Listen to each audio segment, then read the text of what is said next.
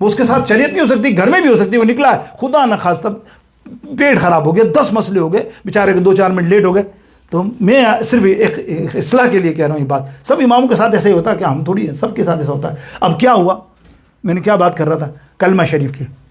हमारे मुहद्दिस ने हदीस बताई कि सरकार अलैहिस्सलाम जब नमाज अदा करते थे मस्जिद नबवी में, तो हम दौड़ते मतलब जल्दी जल्दी जाते थे कि चले नमाज ना निकल जाए, कुछ मजबूरी होती है हर एक की, मैंने बता दी। जैसे ही करीब पहुँचते तो जैसे ही मस्जिद के पास पहुँचते तो अंदर से कलमा तैयबा की आवाज़ आती, जैसे हम पढ़ते हैं ला इलाहा इल्लल्लाह। सब पढ़ो, को नहीं पढ़ेगा तो बिदअती बता दे, पता चल जाएगा। पढ़ते हो ना, ये हुजूर की हदीस से साबित है। जब वो पढ़ा तो हमने समझ लिया बाहर नमाज ख़त्म हो गई, फिर हम अपनी पढ़ लिया करते थे, अलग से जमात कर लिया करते थे। मेरे दोस्तों, ऐसे कई हदीसें ऐसी हैं। तो अब देखो पैंतरा बदला, हदीस देख ली, 3 हदीस 4 हदीसें देख के ना वो पैंतरा बदल गया। उसने कहा यार देखो ना यार, तुम कैसा रड़ियाँ करते हो, कैसे जायज़ है, शोर मचाते हो, ये करते हो।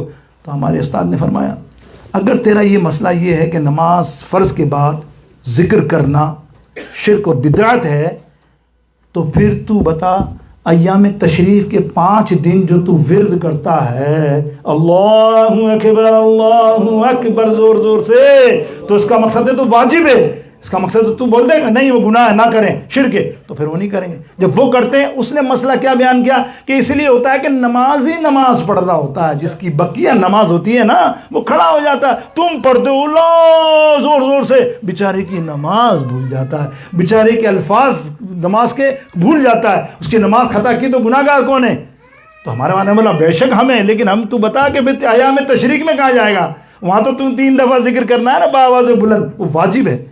तो मेरे दोस्तों बुजुर्गों, ये ऐसे ही मामलात हैं कि हर एक की शिर्क और बिद्दत। फिर हमारे उलमा ने लिखा है फतवे में कि आप सिलो पढ़ो, बात अच्छी है, चलो कोई नमाजी होता है ना, बकिया नमाज पढ़ा, तो वो जो फिर जिक्र करो थोड़ा सिलो करो, इतना हाई लेवल पे ना करो, थोड़ा सा सिलो जिक्र करा करो। जिक्र की तो बरकत है, अल्लाह अकबर, अल्लाह के हबीब फरमाते हैं नमाज के बाद जिक्र किया करो, दुआएं मांगा करो, तो फिर कहाँ जाएगी वो हदीस है मेरे दोस्तों बुजुर्गों। खैर ये लंबा ना हो जाए, अब आइए, ये मैंने तो आज मैं शिर्क की बात कर रहा था थोड़ी सी आपके सामने।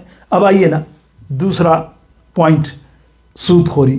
मैं पिछली दफ़ा पूरा तफसील से बयान किया मैंने, चले एक हदीस सुना देता हूँ। मेरे सरकार अलैहिस्सलाम फरमाते हैं क़यामत के दिन सारे गुनाहगार उठेंगे, सारे गुनाहगार उठेंगे, मैं तुम सब यार, किसी के साथ ऐसा नहीं होगा, लेकिन जो सूदखोर होगा ना वो बिल्कुल पागल होता ना, मबहूस लोग, दीवाना, इस तरह हरकत करता हुआ नजर आएंगे सारे, तो महशर वाले समझ जाएंगे ये सूदखोर हैं।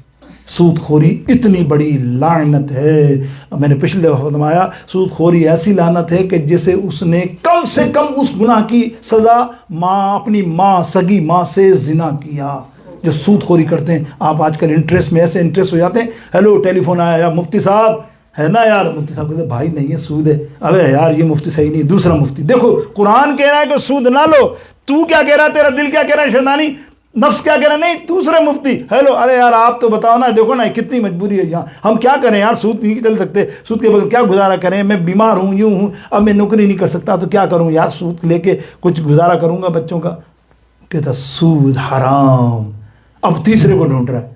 अब आप बताइए खुद उस बंदे के बारे में आप क्या कहेंगे? तो ये सूदखोरी बहुत बड़ी लानत है, अल्लाह ताला मुझे और आप सबको महफूज रखे। तीसरा आइए नाहक कत्ल करना, आज 3 ही होंगे इंशाअल्लाह, फिर अगली दफ़ा नाहक किसी को कत्ल करना।